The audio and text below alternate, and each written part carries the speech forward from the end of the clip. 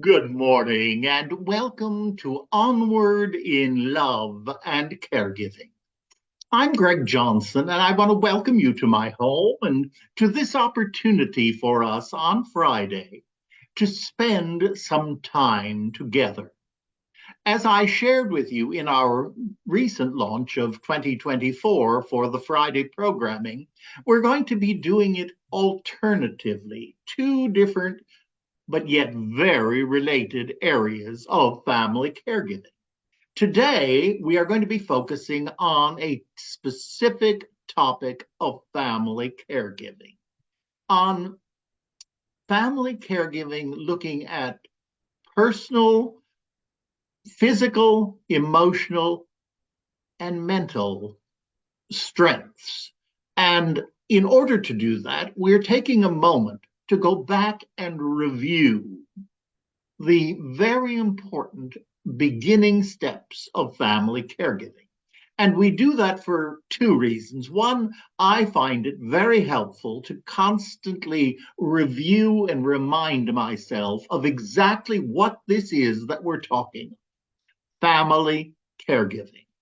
And secondly, there are many of you who share with me that you've watched these broadcasts over the years, and now we're going into our fifth year of the Friday broadcasts. And when you first watched, you did it saying, oh, that's interesting. Yes, that could be happening. But then the next year or 2 years later, suddenly you were a family caregiver. You were right in the middle of it. And you listen to these programs with fresh eyes and ears. Of course you did. All of us has been there. And even those of us who have been through caregiving and then completed one journey of walking perhaps someone home. But once we've dealt with that, it's very important to stop before we move forward in helping someone else and review to be certain. But before I can care for you, I'm caring for myself. And that's why we talk of the principles of self-care, physically, emotionally, and mentally. And that's what we're going to be doing again today. And then next week, it will be personal self-care spiritually. And that program has a subtitle of Peace Be Still, because it's based upon the book that Reverend Marian Gambardella and I wrote entitled Peace Be Still, Prayers and Affirmations for Family Caregivers. Now, this morning, here we go. The first broadcast of this year, and I'm just going to repeat this because I want to be certain that we're all on the same page. First of all, we always honor and remember Rosalind Carter and her very, very important statement. In life, there are really only four types of people. There are those of us who are family caregivers. Today, I'm one, and many of you are, I know. There are those of us who have been caregivers. There are those of us who will be caregivers. And there are those of us, like I have been for the last number of years, who will also be cared for. Now, we often play several of the roles, but when we look at that, we really see the family caregiving story.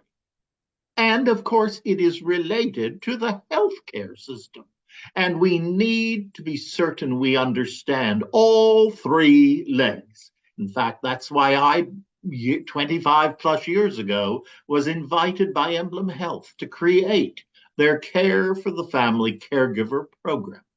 It was to bring awareness to the third leg. And remember, a three-legged stool needs all three legs to stand. And for too long, we'd focused on only two very important ones, but we'd forgotten the third one. And the family caregivers were more and more becoming the silent patients.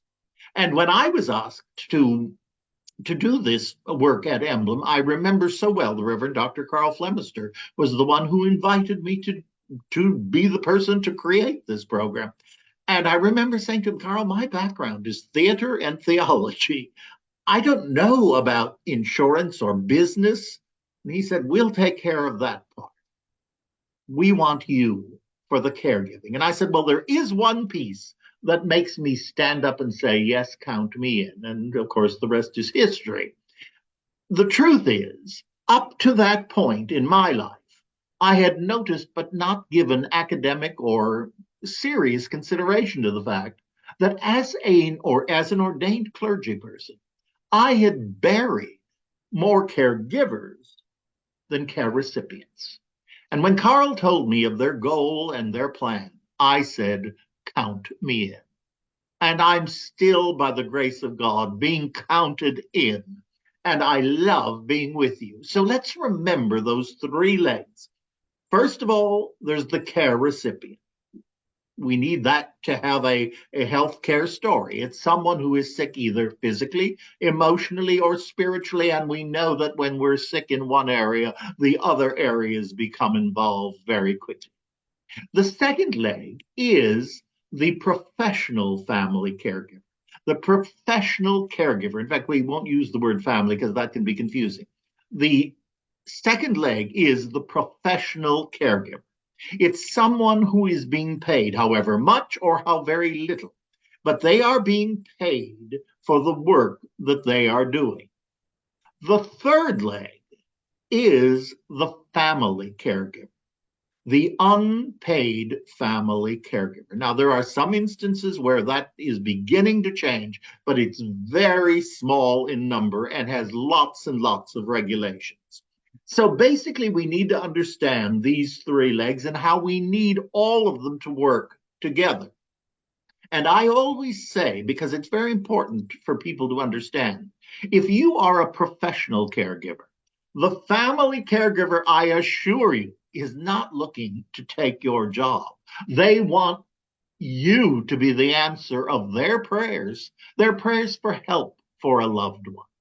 And they want to be of service in a manner that's appropriate so that as we understand all three legs, we can have greater unity and greater support for the care recipient.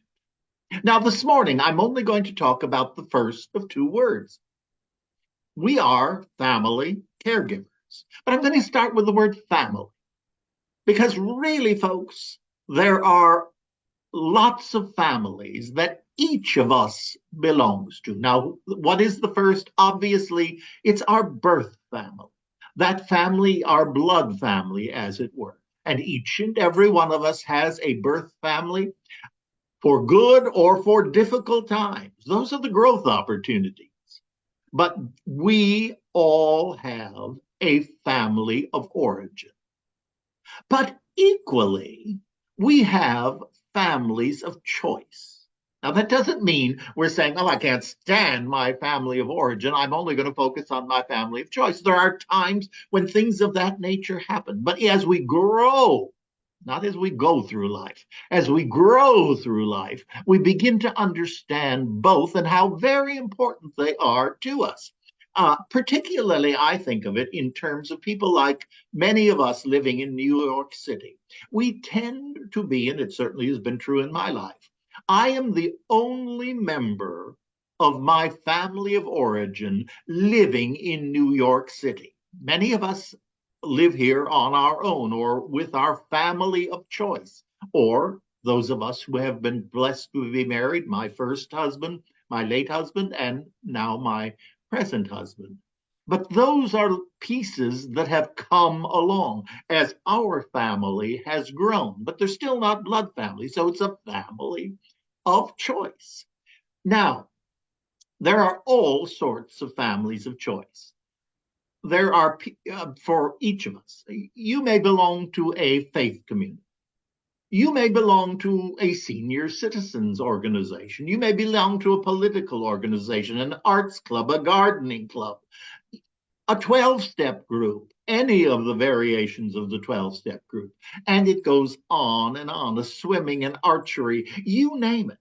But each one of those groups that you've chosen to be part of is a family of choice. They're people that you like to be around. They're people with whom you share a passion, an interest, a concern, a focus. And also, each of them becomes someone with whom we slowly build relationships. and on whom we can depend and on whom they can depend when we need help, when we need help in our own lives. So, family of choice is extremely important. Now, where that term came from sociologically, that really goes back to the AIDS days, and I was very much a part of that world here, certainly in the center of so much attention for it here in New York. During that period, there were people going to hospital in a time when things were not understood, when a disease was happening that was ravaging an entire population and populations. And we really didn't have a name for it. There was not a lot of research that was done, and yet things were happening that were horribly difficult, and people were going into hospital and in most cases dying from it. And so there were large numbers of people who would go to visit at the hospitals. However, in most cases, they were not families of origin. And because of the nature of AIDS, especially in its early days, prejudice was huge. And families of origin often learned two pieces of information, and I remember it only too well, experiencing it again and again and again. A family of origin within moments learned two pieces of information that they were just unable to deal with. First, that their child was gay, and secondly, about to die. And in case after case after case, the family came in, they expressed total shock, and they fled, leaving the child, the patient, to die alone. Had it not been for these wonderful groups of faith communities, apartment mates, neighbors, 12-step groups, faith groups, people who came to visit, people who were present. That's where the wonderful organization Friends Indeed came about. A friend to be with someone that they would know they're not alone. Now, hospitals, being what hospitals are, healthcare institutions, they need to document. They need to document everything. And this is long before computers were as popular as they are. And yet that wouldn't have changed the issue because they still needed a name. And the question was, who are all these people who are visiting? They're not family of origin. And yet they're very loving, they're very necessary. And the ministry that they're doing is brilliant and passionate. Well, that's where the term family of choice came into the sociological vocabulary, and it has now traveled the world. These people were families of choice, and it was very, very powerful.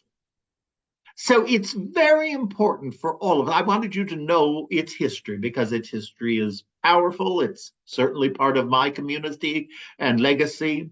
And it's a very positive statement, a very positive thing that has come out of the horror of the AIDS crisis. And then we revisited it again during the COVID period, where suddenly we had groups of people who were visiting other groups of people in masks and everything else. Families of choice. And so that has continued, and it's extremely, extremely important. Now, I've talked about many types of family, but I think one of them that I like to share whenever I talk about the word family is one that I started right here. I'm speaking to you from the 14th floor of my apartment building right here in downtown Chelsea in New York City. I'm always interested in new ideas and new thoughts. And as I was building this world of family caregiving, I thought, family of choice. It's an apartment house.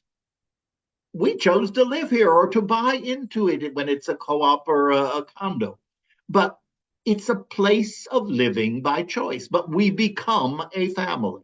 So I had been president of the board for several years prior to its going co-op. And so I was very aware of the structures within the building. And so I suggested, as much as an experiment for me, because I love to experiment. You can always learn something. You may not come out with the resolution or the answers you thought you were going to get going into something, but I knew I would learn something. And I thought, I'd like to see how other people feel about this being a family. So I suggested we start a family caregiving committee within the building. Well, immediately people thought it was a nosy neighbor committee, and I assured them that was not what we were doing. In fact, I used to say, give $5 to the doorman, they'll tell you anything you want to know. And I love our doormen. They're absolutely wonderful. They're brilliant. We couldn't live without them. But what was this really about? Well, as I've said, a lot of us lived alone, and I did at that period. My late husband had passed, and I hadn't met Donnie. And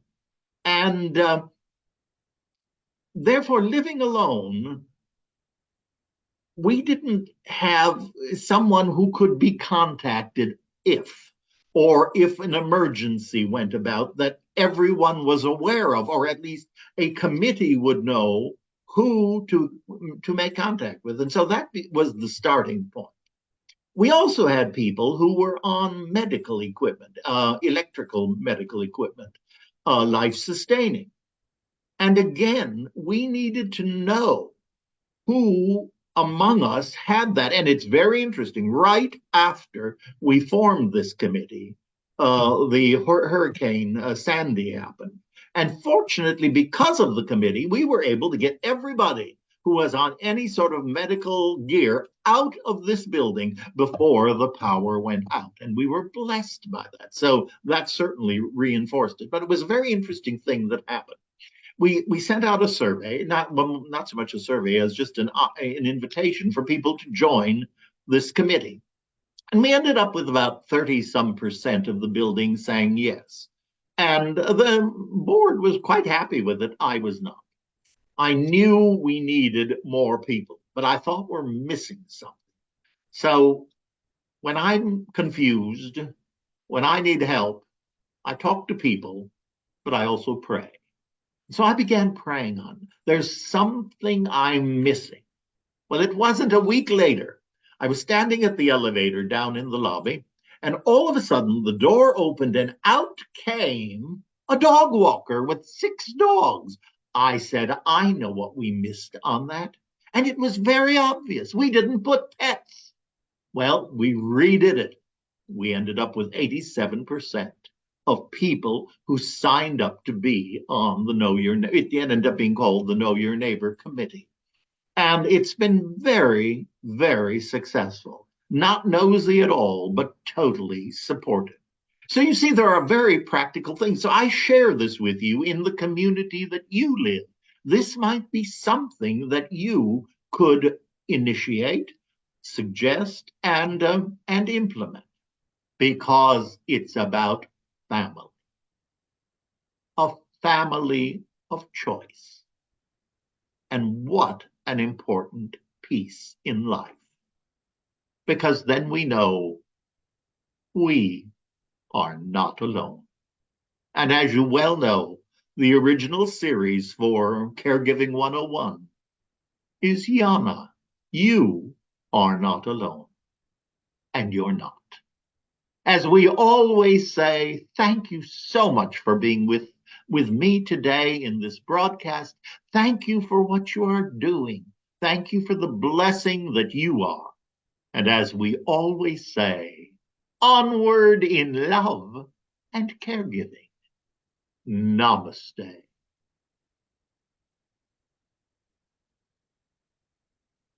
God bless. And I'll see you real soon. Thank you.